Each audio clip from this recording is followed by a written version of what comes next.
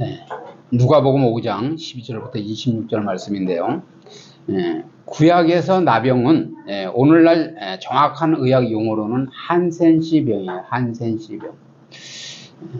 좀 전에 말씀드린 대로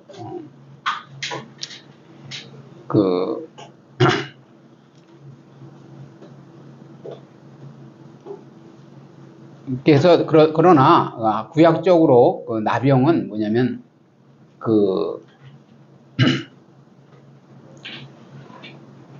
한센시 병에만 그 병으로 불리는 그 질병에 국한되지 않고 뭐냐면 피부병을 갖다가 이렇게 일컫는 그런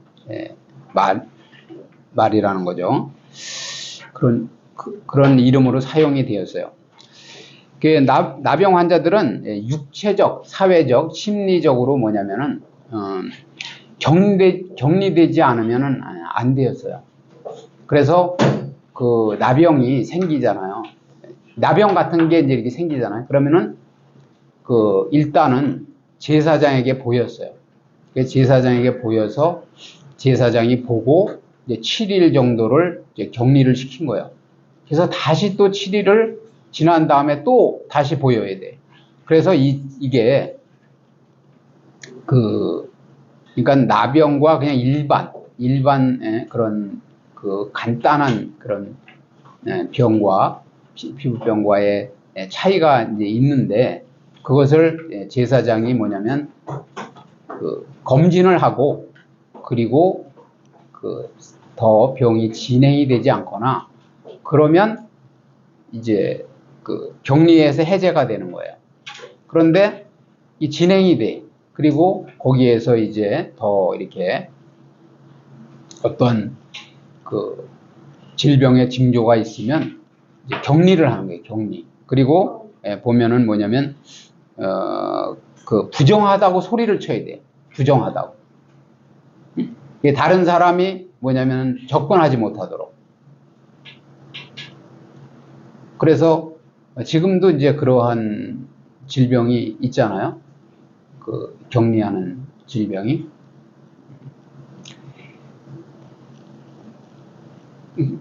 그래서 많은 사람들에게, 그러니까 그때 당시 지금보다도 더 의학이 발달하지 않은 시대에 많은 사람에게 전염이 되면은 군인이든지 많은 사람들이 이제 피해를 입잖아요. 그러니까 공동체 생활에서 이렇게 성막에서 밖으로 이제 이렇게 따로 격리를 시켜서 관리를 했다라는 거예요. 그런데 이 나병 환자는 주님께서 뭐냐면 자신의 병을 고칠 수 있는 것은 알았어요. 능력이 있으신 건 알았단 말이에요. 그렇지만은 뭐라고 얘기했냐면, 여기 뭐냐면 12절 마지막 절에 후반절에 보면 주여 원하시면 나를 깨끗하게 하실 수 있나이다, 이렇게 말씀했잖아요. 그거는 뭐냐면은 나를 고쳐주실지 안 고쳐주실지 거기에 대한 확신이 없었다라는 거지. 주님은 능력이 있으신 분이니까 나병을 고쳐주실 수 있어요. 그런데 이제 원하시면 했기 때문에 뭐냐면 의심을 한 거야. 나를 고쳐주실지 안 고쳐주실까 하는 의심을 했다는 거예요. 그러나 예수님께서는 종교를 시켜버리잖아요. 이 의심을. 바로 그 다음 구절에 이제 보시면 그에게 손을 내밀어서 대시면서 이르시되 내가 원하노니 깨끗함을 받아라 하신데 나병이 곧 떠나니라. 그죠? 이게 바로 치료를 받았단 말이에요. 이 시대를 살아가는 우리도 영적인 문둥병에 걸릴 수 있어요. 다 아니라고 그래. 다. 나는 안 걸렸다고 그러죠. 나는 믿음 생활 잘하고 있다고 그런단 말이에요. 다 그래요. 성도님들을 누구든 다 만나서 얘기를 해봐요. 나는 최고로 잘한다고 그래요. 그런데 이 사람인, 제가 먼저도 말씀드렸잖아요. 저한테 하나님께서 어떤 사람을 자꾸 생각나게 한다고. 그래서 아유 하나님 왜 그러시냐고 제가 그런다고 그랬죠. 저나 믿음 생활 똑바로 하게 해야지 왜 남을 자꾸 생각나게 하시냐. 그런데 그 생각나게 한 사람은 여지없이 시험에 들거나 어떤 어려움을 겪거나 그러더라는 거예요. 그러니까 사람의 눈에도 영적인 눈이 열린 사람 눈에는 보인다는 거예요. 신앙생활을 잘하는지 안 하는지. 이런 것이 보인다는 거예요. 그래서 그런데 뭐냐면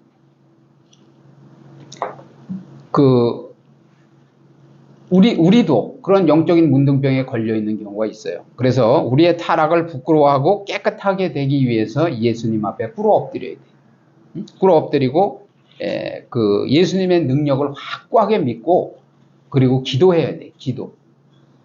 저도 기도를 조금만 게을려 하면은 자꾸만 이제 격길로 가게 돼 있어요. 그래서 내 영혼이 죽어서 영적 소경인 것, 영적 소경. 그러니까 보질 못하는 거야, 영적인 세계를. 그 다음에 영적 이 청각 장애우. 요새는 참 이 언어도 이제 조심해야 되는데 듣지 못하는 거죠. 듣지 못하는 거. 응? 내가 하나님의 음성을 듣지 못하는 거야. 하나님의 말씀이 들려지질 않는 거야. 그러면서도 그런 삶을 살아가면서도 자신은 전혀 못 느끼는 무감각증에 빠져 있다라는 거죠. 그러니까 이 한센시 병도 이제 막 이렇게 몸이 이렇게 고름이 나고 이렇게 하잖아. 그래도 이제 어떨 경우에는 끝부분에 이제 막 고통을 느끼지 못한다고 그래요. 그래서 내가 그러한 삶을 살고 있으면서도 나는 잘 믿고 있다 이렇게 생각하는 경우가 많다라는 거예요. 그래서 우리가 눈이 안 열리고 귀가 안 열렸다라는 것은 하나님의 일하심이 보여지지 않는 거예요. 하나님께서 이 하영샘 교회를 통해서 어떠한 일을 진행하시겠다고 강단에서 선포를 하게 하시는데 우리가 그 일에 발이 움직여지지 않는다면 내가 지금 영적인 소경과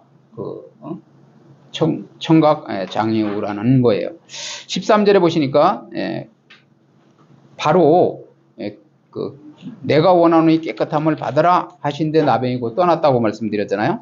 나병 환자는 언제나 사람들과의 접촉을 피하여 특별히 격리되어야 했다는 사실을 생각할 때 예수님께서 나병 환자에게 손을 대시고 또 고쳐주신 것은 엄청난 뭐냐면 긍휼을 베풀어 주신 거라는 거야. 그래서 예수님께서는 관을 만지기도 하셨는데 7장 14절에 보시면 관에 손을 대시기도 하는데 이것 또한 의식적으로 뭐냐면 금지된 행동이었다는 거야. 왜냐면 부정하기 때문에. 이처럼 예수님께서 나병 환자를 손수 만지신 것은 단순한 관심의 차원을 넘어서 고통받는 이의 추하고도 뼈아픈 현실에 깊숙이 관여하시는 구세주의 크신 긍휼을 베풀었다는 거예요.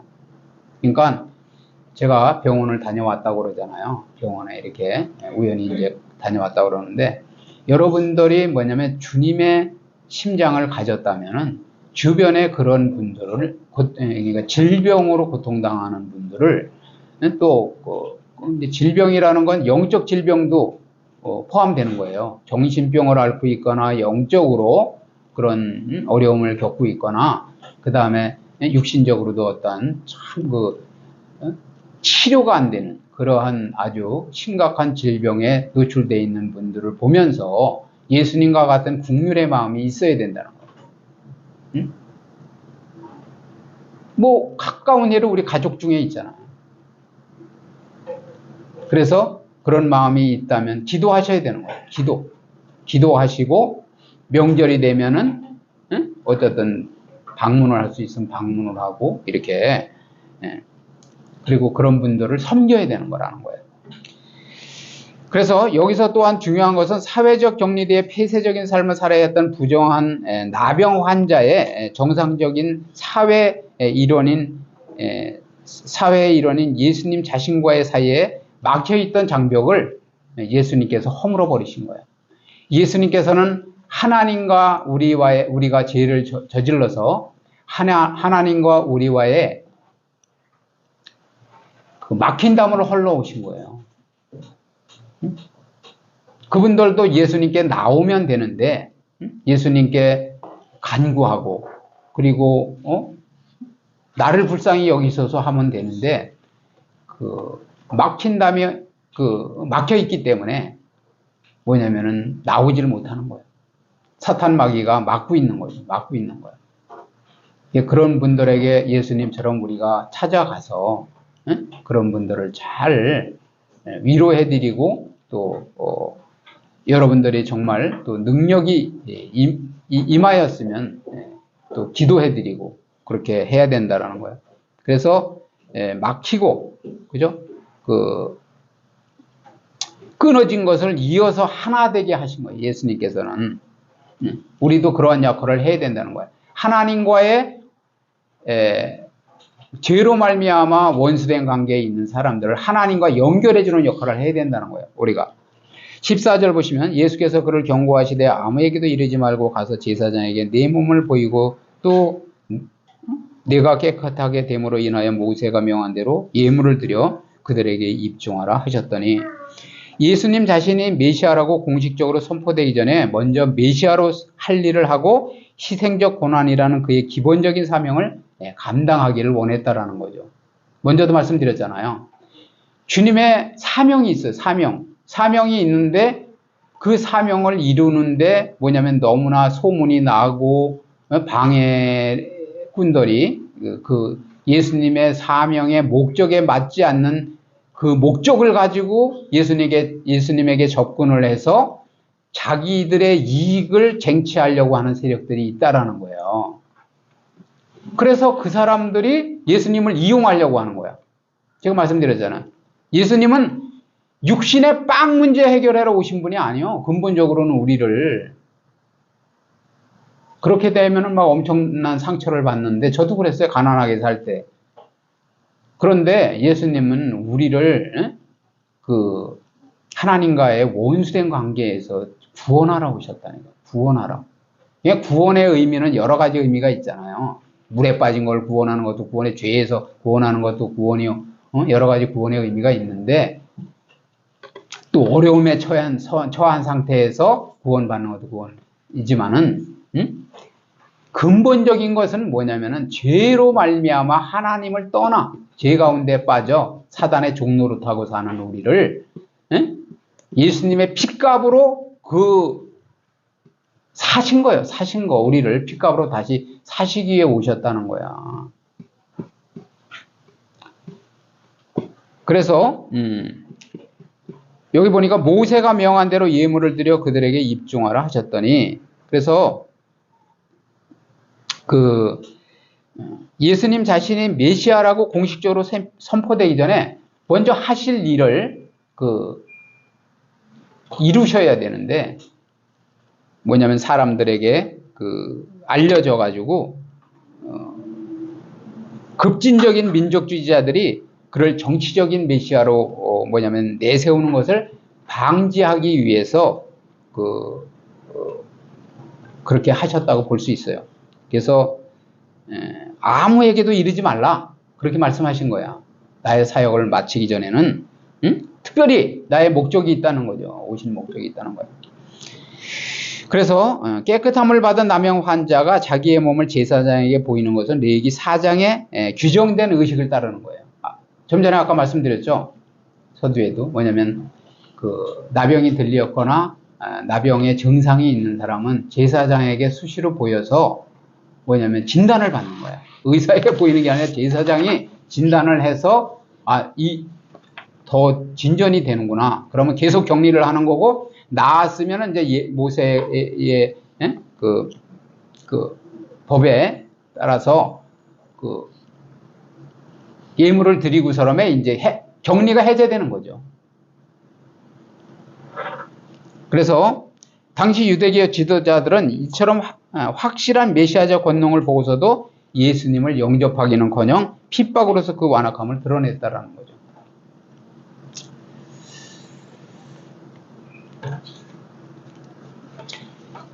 그래서 예수님의 소문이 더욱 퍼짐에 수많은 무리가 말씀도 듣고 자기 병도 고침을 받고자 하여 모여오되, 그죠?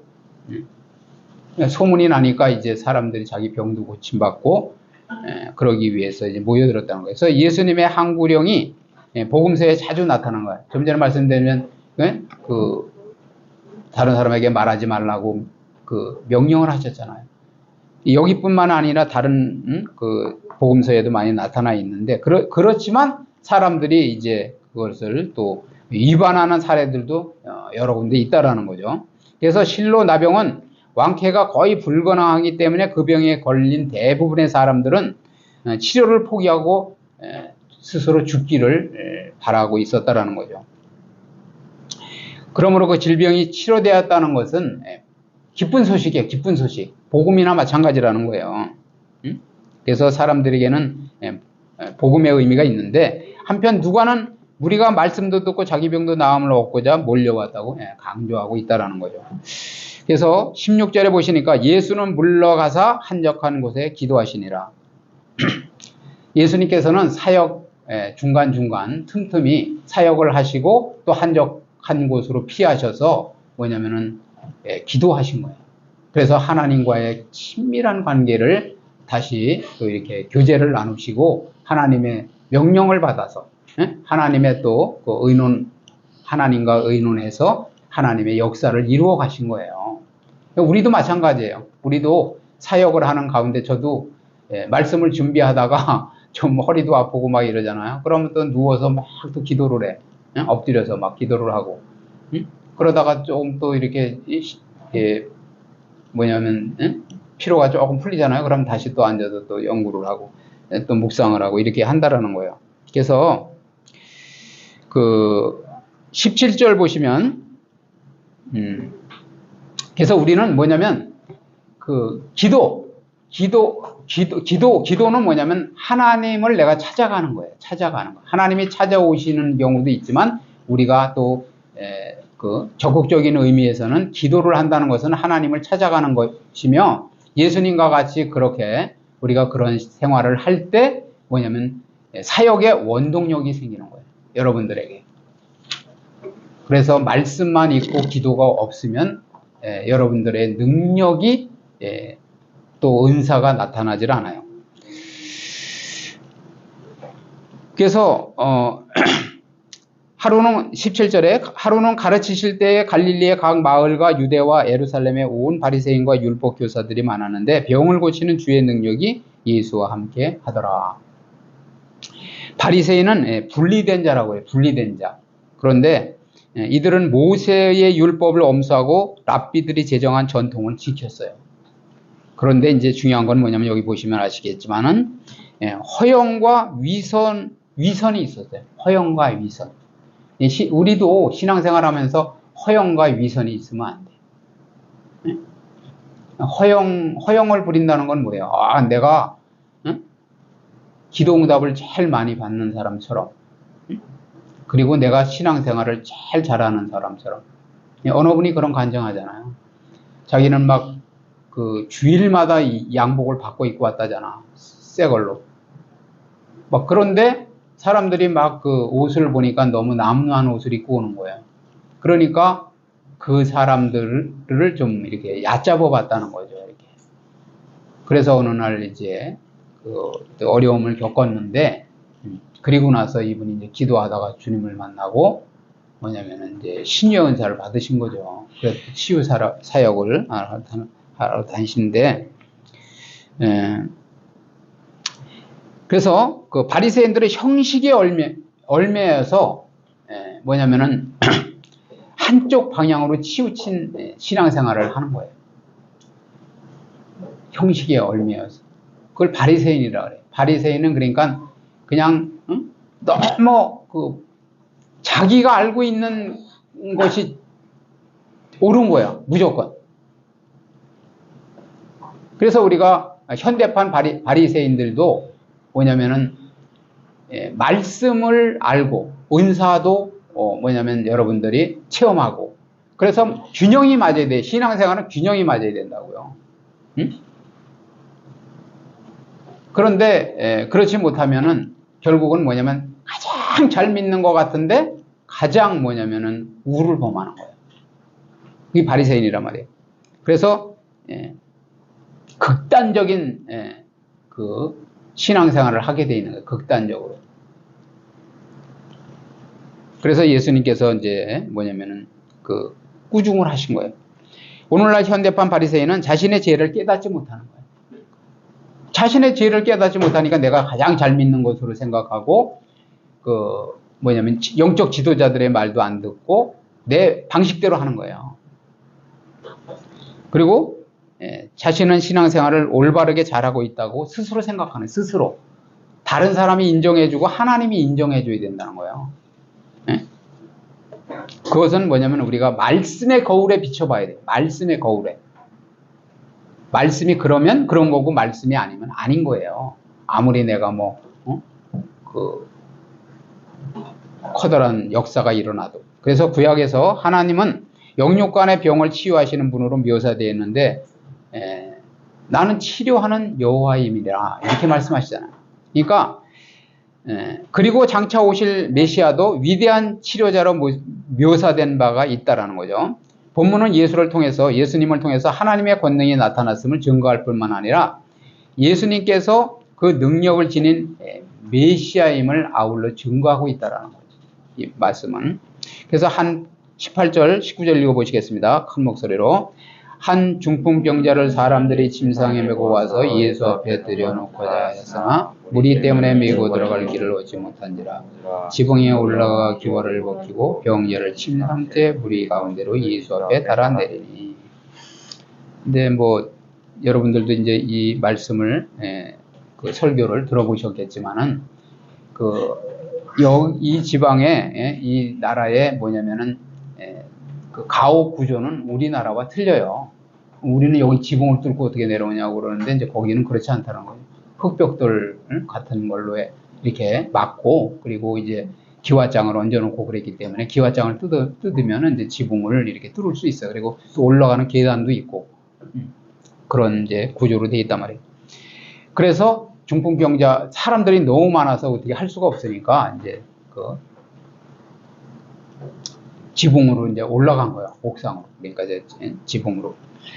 그래서 중풍병은 뭐냐면은 뇌혈로 인하여서 반신 또는 팔다리 등이 마비된 거예요. 마비된 거. 여러분들도 이제 혈관 관리를 잘 하셔야 돼요. 또 스트레스 많이 받아도 안 돼요. 그런데 그래서 마비되는 증상인데 한 사람의 중풍병자를 치료하기 위해서 여러 사람이 동원되어서 그렇죠? 들 것을 들어야 되니까. 그런데 환자를 메고 온 저들의 열심과 노력이 결국 환자를 치유케 하는 결과를 낳았다라는 거죠. 근데 이제 우리가 여기서 오해하지 말아야 될 것이 뭐냐면, 내가, 구원은 1대1이에요, 1대1. 1대1이란 말이에요. 그러니까 내가 뭐냐면 죄를 고백하고 자백하고 예수님을 영접해야지, 여러분들, 주변에서 대신 이렇게 막 억지로 교회 데리고 와가지고 그렇게 했다고 구원이 임하는 건 아니에요. 아시겠죠? 그런데 이제 오늘 어쨌든 예수님께서는 이 부분을 뭐냐면은 긍정적으로 보셨다라는 거예요. 귀하게 보셨다라는 거죠. 그래서 예수님께서 그들의 믿음을 보시고 이르시되 이 사람아 네 죄 사함을 받았느니라 하시니. 그죠? 그들은 뭐예요? 같이 왔던 사람들의 믿음을 보고 했다는 건데 하여튼 이 말씀에 대해서 오해가 없길 바라요. 그래서 서기관과 바리새인들이 생각하이르되 이 신성 모독하는 자가 누구냐? 오직 하나님 외에 누가 능히 죄를 사하겠느냐? 이렇게 말하잖아요. 예수님이 하나님이신 걸 모르니까. 그래서 중요한 것은 뭐냐면 확신 있고 열심 있는 믿음은 끝내 결실을 얻게 된다는 거예요. 여러분들이 신앙생활을 하는 데 있어서 확신을 가지셔야 돼요. 확신. 그러니까 확신을 가지시려면 뭐냐면은 그 말씀을 올바로 알아야 되고, 중요한 것은 뭐냐면 기도를 통해서 어제 우리 성도님이 좀 이렇게 여러 가지 그런 그 상황을 보고 왔지만은 그거를 뭐냐면 체험해야 돼요. 체험하는 것은 뭐냐면은 그 영적인 파워가 나타나는 것을 봐야 된단 말이에요.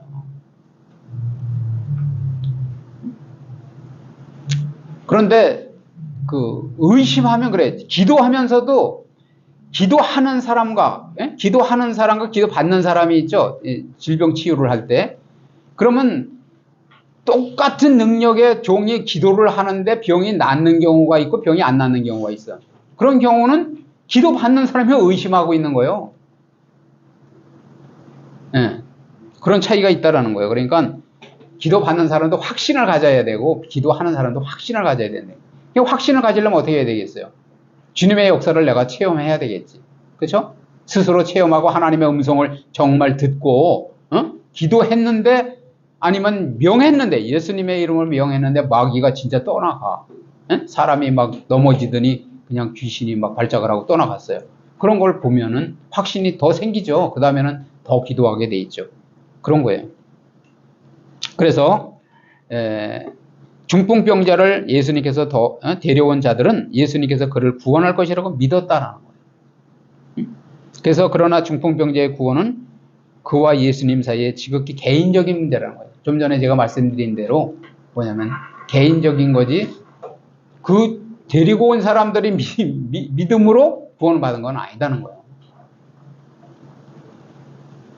여기서 예수님이 그에게 내 침상을 가지고 집으로 가라고 명령했을 때 그가 그 명령대로 행한 것은 그가 예수님에 대한 신앙을 가지고 있었음을 행동으로 보여주는 것이라는 거죠.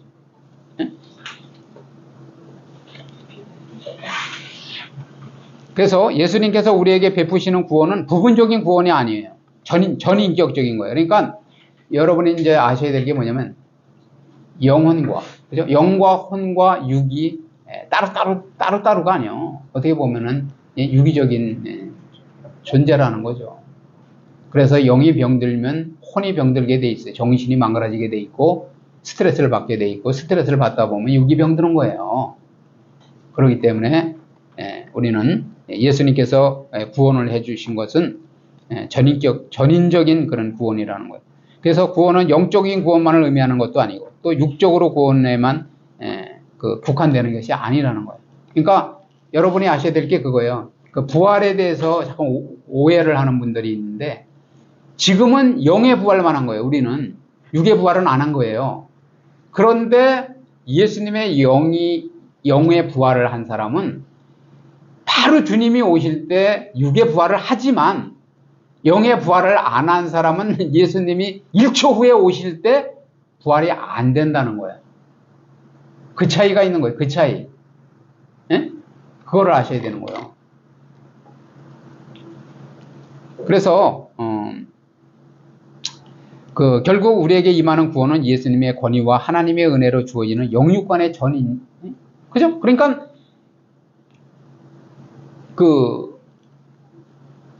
그래서 우리가 구원 받았다고 하는 거야.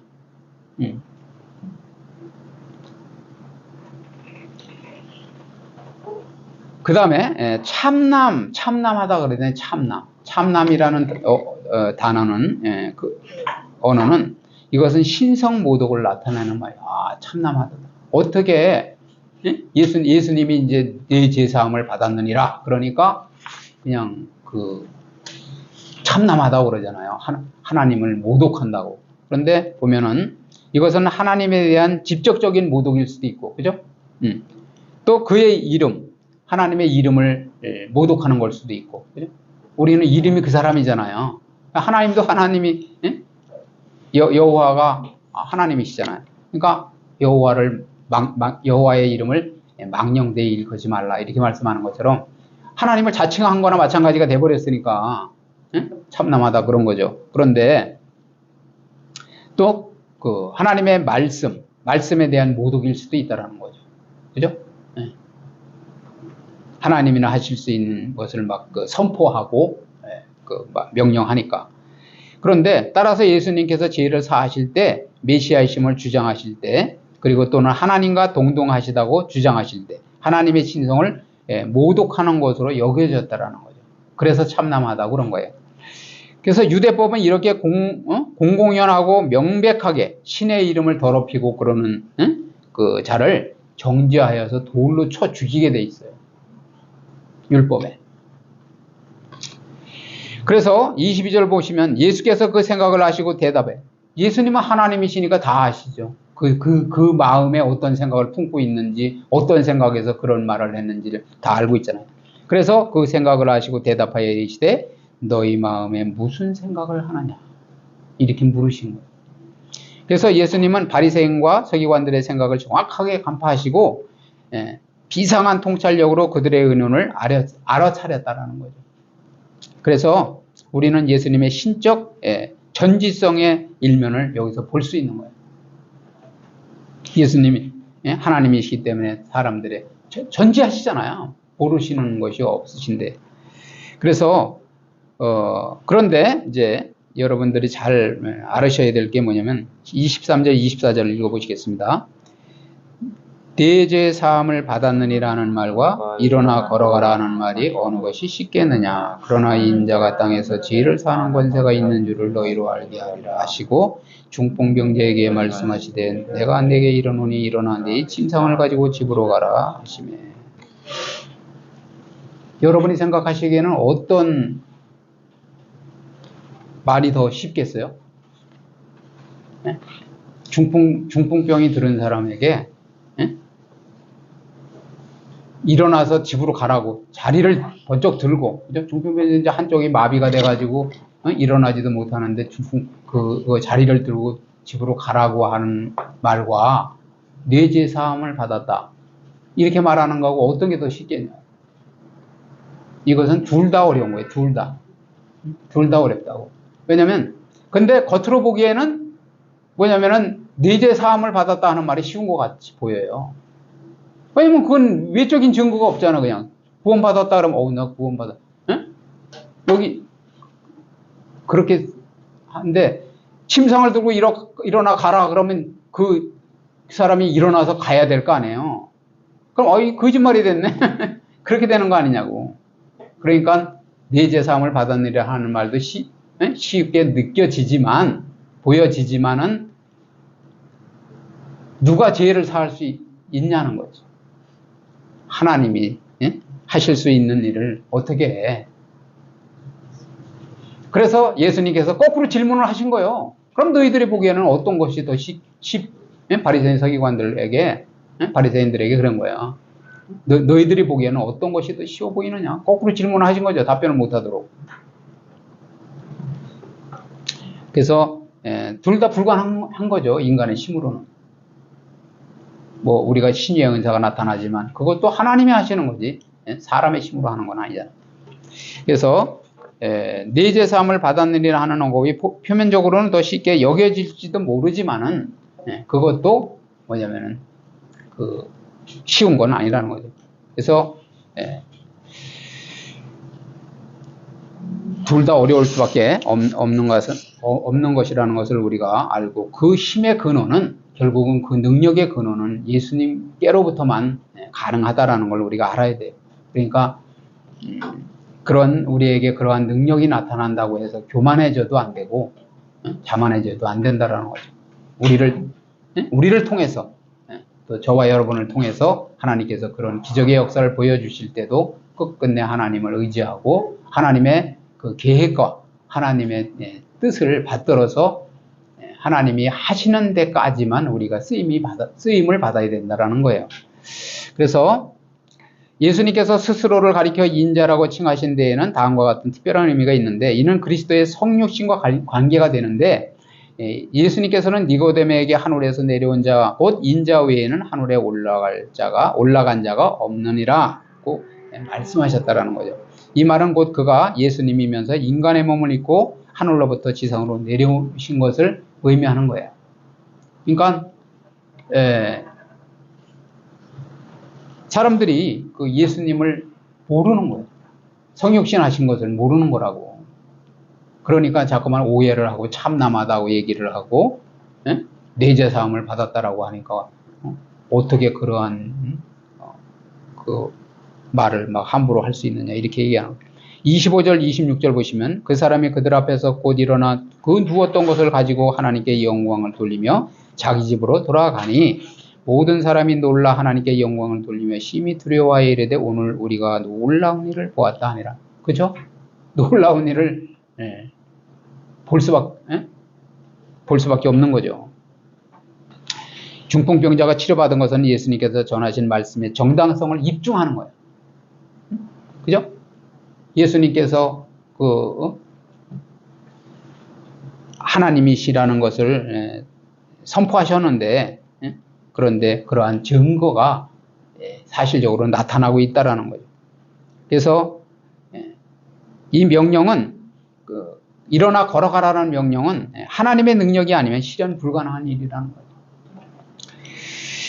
그리고 이런 명령을 따르는 일은 신앙의 바탕을 둔 순종으로만 가능하다는 거예요. 여러분들이 정말 뭐냐면은 하나님의 말씀을 우리가 경홀히 여기면 안 되는 거지. 하나님의 말씀은 살았고 운동력이 있다고 하잖아요. 그래서 관절과 골수를 찔러 쪼개기까지 한다고 그래요. 그렇기 때문에 활력이 있는 거예요. 활력. 그래서 하나님의 말씀은 계속 묵상하고 읽고 그리고 우리의 심령의 역사를 하면 그 말씀이 역사를 일으키는 거예요. 그래서 병자가 치료를 받자 그 사람 자신과 무리가 하나님께 영광을 돌리는 결과를 나타냈다는 거죠. 우리도 뭐냐면은 안진뱅이가 일어나는 역사, 소경이 눈을 뜨는 역사, 귀가 안 들리는 사람이 귀가 떠지는 역사, 그런 일이, 또 암병, 간암 말기에 있던 사람이 그 치료를 받아서 암의 흔적도 없이 사라졌다는 그러한 여러 가지 간증을 듣기도 하고 보기도, 현장을 보기도 하고 그래요. 저도 지금 그렇게 기도하는 분이 있어요. 제가 중보 기도를 하고 있는 분이 있다고. 흔적도 없이 사라지게 해달라고. 그래서 순종으로서만 가능한데 지극히, 그래서 여기 보면은 메시아의 사역은 지극히 높은 곳에서는 하나님께 영광이고 땅에서는 기뻐하심을 입은 자들에게 평화라고 그렇게 말씀하고 있습니다. 오늘 말씀을 통해서 우리의 영적인 질병을 깨달으셨다면 우리가 치료되어서 주님의 부르심 앞에 온전하게 기쁨으로 또 귀하게 쓰임받는 저와 여러분이 되시기를 주님의 이름으로 축복을 드립니다.